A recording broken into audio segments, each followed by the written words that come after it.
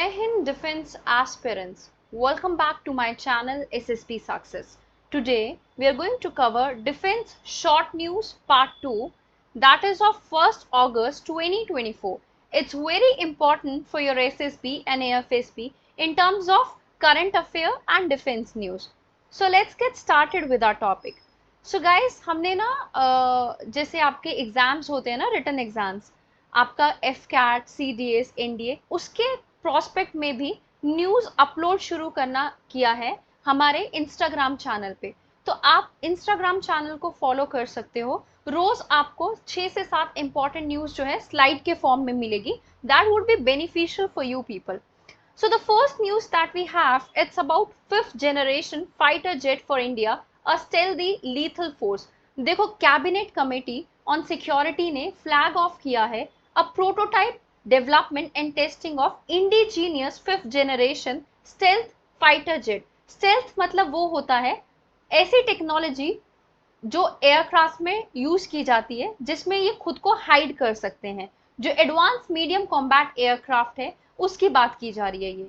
सो बोला गया है कि ये प्रोडक्शन में होगा फ्रॉम 2035 और ये इंडियन एयरफोर्स को battle ready for the future जो है बनाएगा।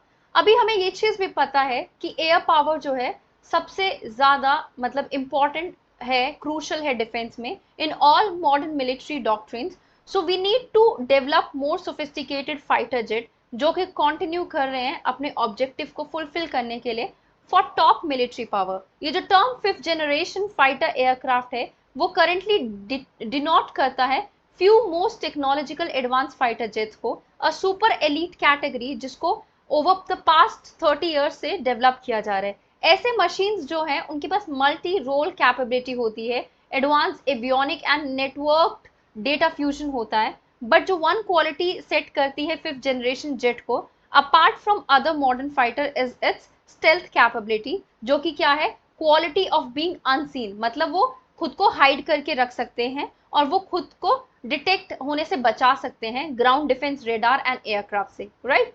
The second news that we have is replacing INSAS in search of a good rifle. देखो, जो इंडिजीनियस इंसास है ना उनकी परफॉर्मेंस कहीं ना कहीं अनसेटिस्फैक्टरी रही है। तो जो जॉइंट प्रोडक्शन था ना AK-203 का विद रशिया, तो उसको स्टॉल डाउन किया जा रहा है एंड लैक ऑफ क्लैरिटी है फ्रॉम द मिलिट्री कि उन्होंने क्यों डॉज किया है इंडिया की क्वेस्ट जो कि for a dependable assault rifle for its soldier. देखो, ये काफी इंटरेस्टिंग कॉन्ट्रम है कि कैसे इंडिया जो कि कैपेबल है rocketry and ballistic missile programme में वर्ल्ड में, उनके पास खुद की indigenously design world class assault rifles नहीं है, right. Infantry men's basic weapon नहीं है। तो आंसर कुछ मिस ऑफ फैक्टर्स का है कि परसिस्टेंट फ्लॉ देखे गए हैं इंडिजीनियस डिजाइन में जो डिथर कर रहे हैं इंडियन आर्मी को over the exact type of weapon it wants and unrealistic demands जो फ्रॉम वेपन मैन्युफैक्चरर से आ रहे हैं। इंडिया वर्ल्ड का लार्जेस्ट यूजर है स्मॉल आर्म का, जिसमें असॉल्ट राइफल्स को कैटेगराइज किया गया है विद अप्रोक्सीमेटली 2 मिलियन राइफल जो कि करेंटली यूज की जाती है। Indian military and para military forces variety of assault rifles को यूज करती है सच एज इंसास, जिसमें इंडियन स्मॉल आर्म सिस्टम आ गया, standard issue personal weapon of Indian soldier आ गया, AK-47 आ गया, M4AI carbene T91 assault rifle आ गया, 6 और 716 एंड टिवॉर। इंसास फॉर्म करते हैं मेजर चंक इंडिया की स्मॉल आर्म्स इन्वेंट्री में with close to 1 million rifles in use. Arm forces जो है 810,000 असॉल्ट राइफल्स को यूज करती है for 3 services, out of which the army alone have 760,000 rifles. Third is deal to buy 26 Rafale M, the navy gets new wings, right. देखो, जो latest avionic और weaponry carry करता है रफाल M जो है एक पोटेंट मेरीटाइम फाइटर है। Imminent arrival of 20 Rafale MS on the deck of INS Vikrant वो एक सिग्निफिकेंट बूस्ट देगा इंडियन नेवी के कैपेबिलिटीज को। At last nearly a year of deliberation, जो मैटर था ना फाइटर एयरक्राफ्ट को सेलेक्ट करने के लिए इंडिया की newly inducted indigenous carrier INS Vikrant पे, वो सेटल हुआ। जुलाई 13 को प्राइम मिनिस्टर नरेंद्र मोदी जो है when he was on his way to Paris for a 2-day visit, तो उन्होंने एक मीटिंग की डिफेंस एक्विजिशन काउंसिल के साथ और ये कन्वीन किया गया डिफेंस मिनिस्टर राजनाथ सिंह के साथ उनको ग्रांट मिली किस चीज की, एक्सेप्टेंस ऑफ नेसेसिटी की टू इंडियन नेवी, कि वो 26 रफाल मरीन फाइटर जेट्स को एक्वायर कर सकते हैं फ्रांस से। ये डील में क्या प्रोक्योर हुआ, रफाल का एमएस जो कॉस्ट करेगा एटलीस्ट $8 बिलियन, जिसका कॉस्ट है 65,920 करोड़, और ये एग्जीक्यूट किया जाएगा inter governmental agreement between India and France. India acquire करेगी 22 single seater Rafale MS and 4 of its twin-seater trainer version, and they are expected to be based at Visakhapatnam, जो कि INS Vikrant का होम है।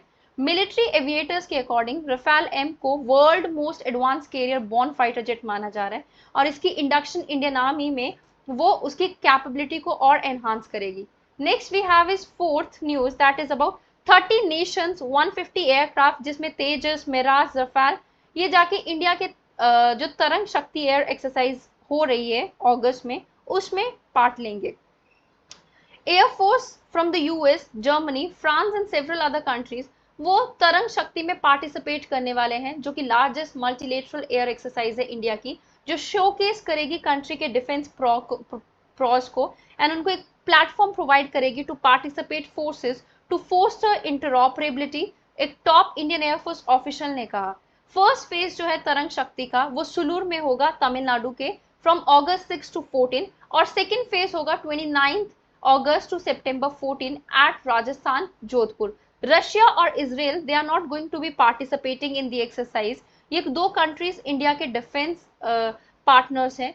51 countries were invited to take part in the exercise. Nearly 30 of them are going to take part. Indian Air Force का LCA Tejas, Mirage 2000, Rafale, they're going to take part in the mega exercise.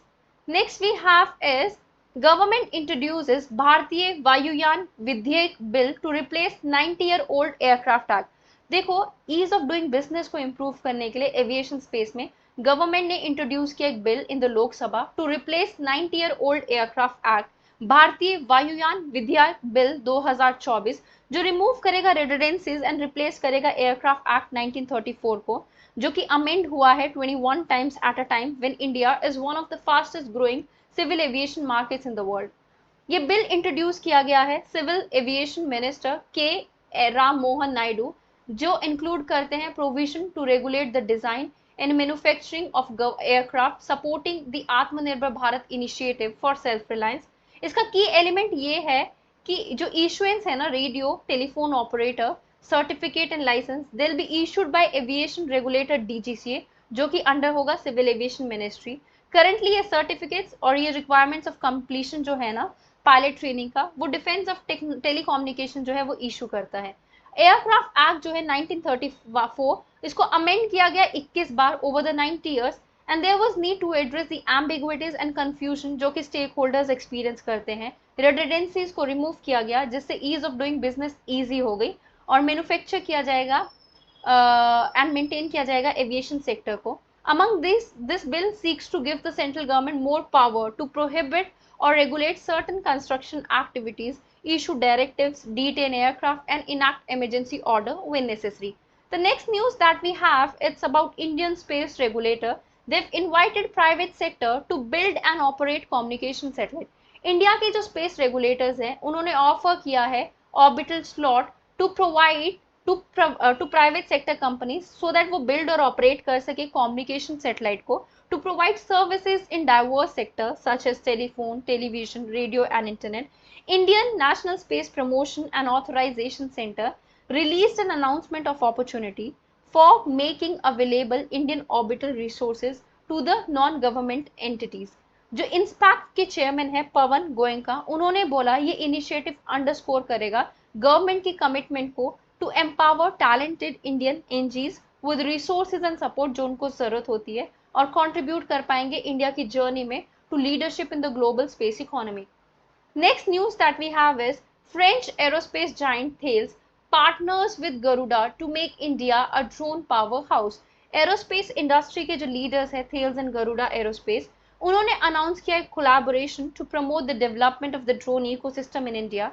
As a part of the agreement, Thales provide करेगी expertise in the field of unmanned traffic management solution, UAV detection और system integration, और गरुड़ा अपनी skills को लेके आएगी manufacturers में और use करेगी UAVs को as well as its expertise in Indian market.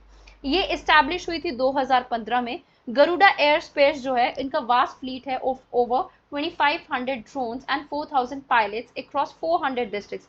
ये कोलैबोरेशन जो है फोस्टर करेगी इनोवेशन को एंड एडवांस करेगी डेवलपमेंट ऑफ टेक्नोलॉजिकल सॉल्यूशन, जिससे safe and secure drone operation देखने को मिलेंगे और ड्रोन बेस्ड एप्लीकेशन का ग्रोथ भी बढ़ेगा। गवर्नमेंट जो है रोबोस्ट फाउंडेशन प्रोवाइड कर रही है for the drone ecosystem, fostering opportunities for collaboration, innovation, and growth. So guys, that was all. I hope you like the video. If you like it, do like it, share it, and subscribe our YouTube channel SSP Success. Your likes and comments motivate us to make more and more videos on time. Thank you everyone.